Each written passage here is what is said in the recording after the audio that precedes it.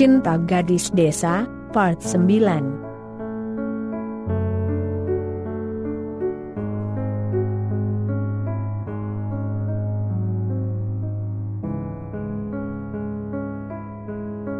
Rio beranjak pergi dari restoran tersebut meninggalkan Nadia yang saat ini sedang bekerja karena waktu sudah mulai sore. Rio dengan tergesa-gesa menaiki taksi. Sepanjang perjalanan Rio hanya diam dan teringat dengan Dewi. Suatu saat aku akan membawamu ke tempat ini, batin Rio. Andre Seng pembunuh bayaran sejak tadi mengintai Rio. Andre menyaksikan kehebatan Rio saat kejadian di restoran tadi. Ternyata lumayan juga kemampuannya, batin Andre. Andre yang berada di belakang taksi yang ditumpangi Rio segera menyelip. Saat Andre menyelip sengaja memandang Rio dengan tatapan penuh aura membunuh, Rio pun menyadari tatapan Andre dengan penuh tajam. Siapa orang ini, batin Rio? Tatapannya sangat kejam timpal Rio. Rio dengan tenang tak menghiraukan lagi siapa orang yang ada di dalam mobil tadi. Namun Rio tetap waspada karena dalam waktu dekat ini Rio sudah ada dua musuh. Tak berselang berapa menit akhirnya Rio sampai di rumah Dewi. Rio langsung turun dari taksi dan masuk ke dalam rumah. Waktu sudah malam. Tok tok tok. Assalamualaikum, ucap Rio. Dewi yang sejak tadi menunggu kepulangan Rio terkejut. Alhamdulillah akhirnya dia pulang, batin Dewi penuh syukur. Sejak kejadian di waktu itu Dewi selalu mengkhawatirkan Rio karena Dewi takut keluarga Jayan akan balas dendam. Dewi segera berdiri untuk membukakan pintu. Waalaikumsalam, jawab Dewi. Krek, pintu segera terbuka. Rio yang melihat Dewi di depannya penuh tatapan yang dalam merasa terkejut.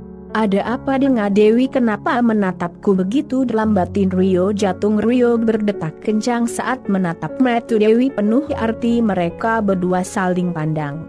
Kamu dari mana? Kenapa baru pulang? Kata Dewi. Aku jalan-jalan ke kota, ngilangin rasa boring. Dewi hanya menatap dengan tajam. Apa aku disuruh berdiri di depan pintu? Kata Rio Tio sambil tersenyum.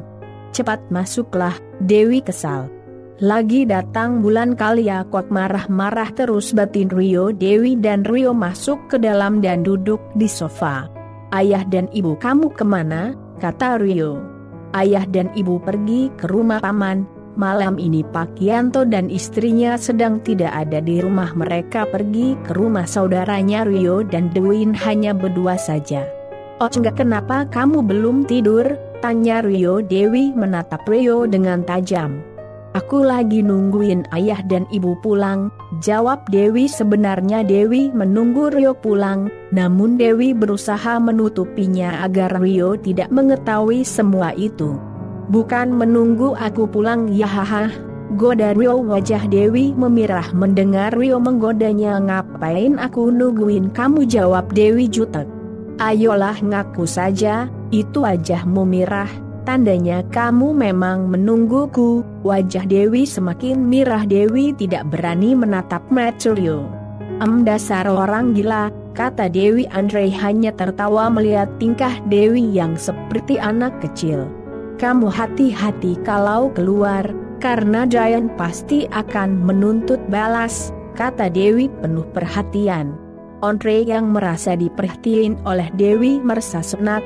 Tumben ini cewek perhatian, biasanya marah dan marah, batinya. Kamu tenang saja, aku pasti akan menyelesaikannya. Kata Dewi. Assalamualaikum. Terdengar suara orang tua Dewi lalu membuka pintu. Waalaikumsalam, jawab Rio dan Dewi. Kalian belum tidur? Kata Ibu Nani. Belum Bu, saya nungguin ibu pulang, jawab Dewi.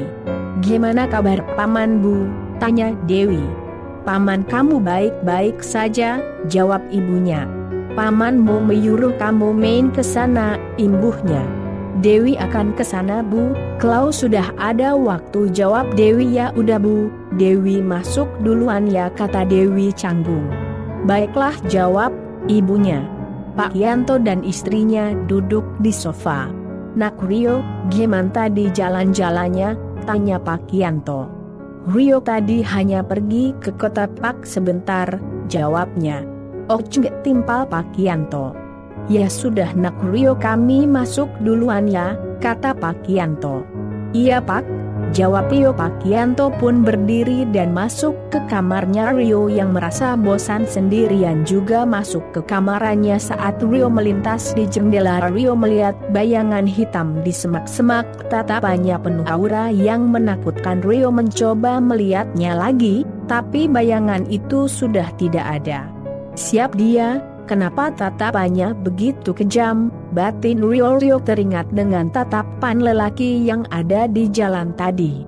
Ah biarin, apa mau mereka, saya akan layani. Rio kembali melangkah masuk ke dalam kamarnya. Bip bip, HP Rio berbunyi. Rio mengambil HP-nya dan melihat, ternyata pesan itu dari Yudi. Yudi adalah teman baik Rio dan Yudi juga sekretaris pribadi Rio. Selamat malam bos, besok kita jumpa di kota yang berdekatan dengan desa tempat bos kerja, ada file yang harus ditandatangani. Baik, jawab Rio. Rio pun menutup HP-nya dan tertidur. Matahari mulai terbit menyelinap ke segala penjuru membuat Rio terbangun. Rio melanjutkan rutinitas harian setiap pagi. Sebelum mandi Rio berolahraga di samping rumah Dewi. Suasana begitu indah, udaranya sangat segar. Rio memperagakan gerakan bela diri dengan penuh semangat dan energik. Dewi melihat Rio dari jendela. Kebetulan kamar Dewi ada di samping dan menghadap ke tempat Rio olahraga. Hebat gerakannya, pantas saja dia mengalahkan Giant hanya hitungan detik, gumam Dewi. 30 menit berlalu Rio menyudahi olahraganya. Pagi ini Rio masuk ke dalam rumah dan berniat untuk mandi. Ketika Rio masuk bertemu Dewi di ruang tamu. Selamat pagi Dewi, sapa Rio. Dewi hanya tersenyum. Manis banget senyuman Dewi, batin Rio. Apa hari ini kamu sibuk Wi? Kata Rio. Kalau tidak sibuk, aku ingin mengajakmu ke kota, imbuhnya. Hari ini aku tidak sibuk, jawab Dewi. Oke, kalau kamu tidak sibuk, ikut aku ke kota, kata Rio. Kata Dewi. Dewi ragu. Rio pun masuk ke kamarnya lalu mandi. Saat ini Dewi bingung antara mau ikut atau tidak. Dalam kebingungan Dewi terselit rasa bahagia, karena Rio mengajaknya ke kota sedangkan Dewi juga sangat jarang pergi ke kota kecuali ada keperluan saja.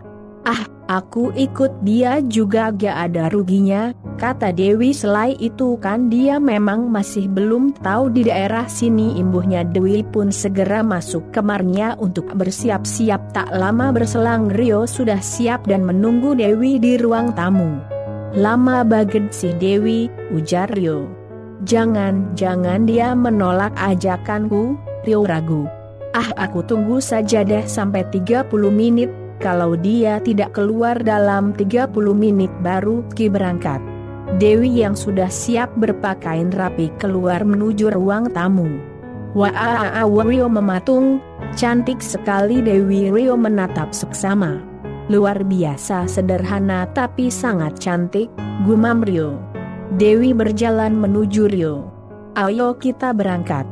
Ah ayo, Rio gugup. Keduanya keluar dari rumahnya dan memanggil taksi. Taksi pun sudah tiba. Mereka langsung masuk. Mereka hanya diam tanpa sepatah kata. Suasana canggung menyelimuti mereka berdua. Jantung berdetak kencang. Hari ini aku akan mau menemui bosku di kota, kata Rio. Rio berinisiatif untuk memecahkan kebekuan ini. Oh, kata Dewi. Kalau begitu nanti aku ingin ketemu sahabatku, aku sudah lama tidak bertemu dengannya, Dewi dengan semangatnya. Baiklah, kata Rio. Ketika dalam perjalanan Rio merasakan sesuatu yang aneh. Rio melihat bayangan seseorang. Tiba-tiba ada sebuah mobil yang menyelip dan memotong taksi yang ditumpangi Rio dan Dewi. Dobar. Sopir taksi itu berusaha mengerem mobilnya, namun karena mendadak akhirnya taksi itu menabrak mobil yang tiba-tiba memotong Dewi. Terkejut, begitu juga Rio. Rio sadar keadaan ini tidak baik-baik saja. Dari mobil yang ada di depannya turun seorang pemuda yang badannya gagah, tatapannya penuh aura membunuh. Kita tunggu cerita selanjutnya, apakah Rio dan Dewi akan baik-baik saja. Jangan lupa like, share, and subscribe agar kalian tidak ketinggalan cerita menarik selanjutnya.